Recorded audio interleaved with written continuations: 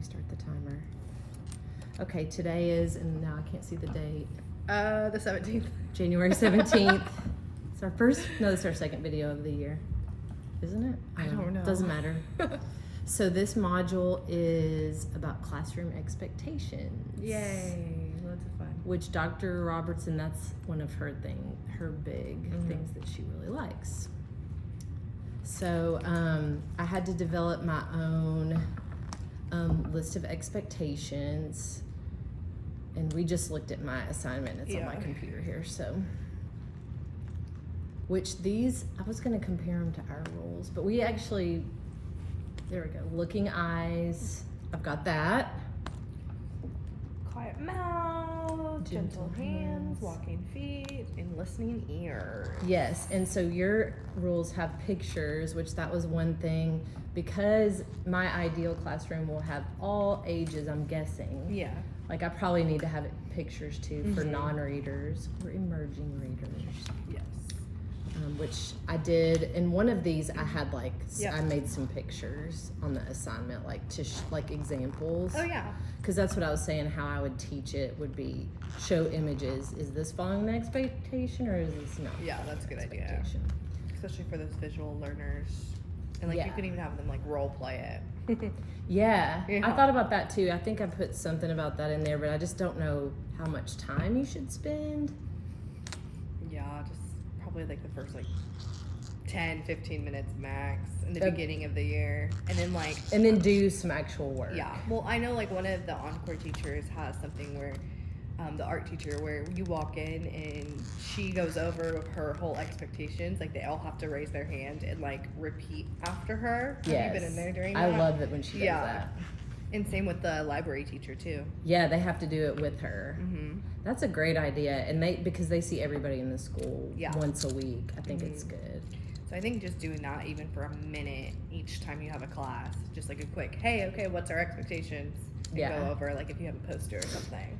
And that's one thing that I realized, like last year when I did a lot of push-ins, I was like, oh man, everybody's doing so great, but you don't realize how much time they have already spent getting it to that point. Yeah. And that was one of the things that I noticed in some of the module content was first year teachers screw up on this all the time because they've been observing classes, but they didn't see all that background work of where the teacher, so they're like, oh, I'll just figure out the behavior part, and they just hit the ground running, and then it's like, that's like the most important part. Yeah, if you don't have those expectations in place, then good luck teaching. Yeah, because they're gonna go crazy on you.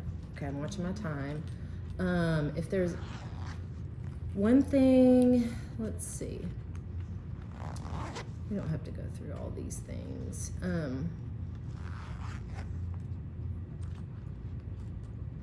I really felt good about doing this because I did a module where it was each time it addressed a certain section, it said, here, make your own. So I did that. So then I just plugged all my stuff in. Yeah, and I like how you have like the sayings, like is that what you would do? Is that like Yes, so this is like a mini lesson. So that's exactly what I would say. Like, hey, when you come in here, this is what you're gonna do. You're gonna get a workbook and you're gonna work until we're ready to do our, because I kind of modeled that after Harper's room. Because it's like they come in, they do goal work until, and she sometimes has people she needs to address, little things, but that gets them working. Yeah.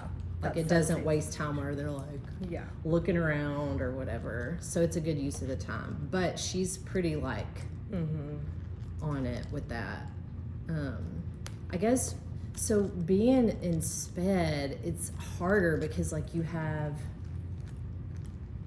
less students, but you have them for just little pockets of time. And so like you really do need to have those expectations in place. So like even if you have like a busy binder or something for them, just like what like our independent work too. Yeah, just like, to get like, hey, you're at school, this is what's gonna happen. That's why we have our morning binders. Yeah, and they know that. That's what they come in. That's what they do. They don't do it all. Like sometimes they push back, but then we remind them, like after breaks and stuff. Yeah.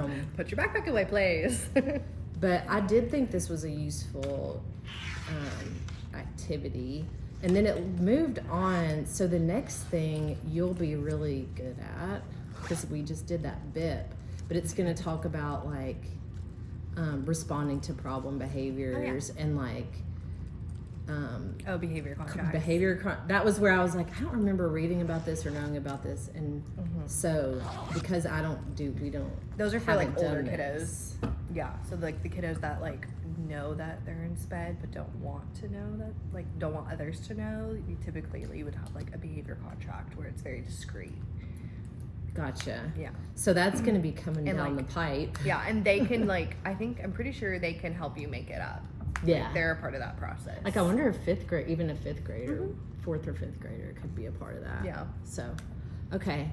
But I think this was good, and I felt pretty good doing Yeah. this because we do a lot of this stuff too. So, Okay. and that's our time.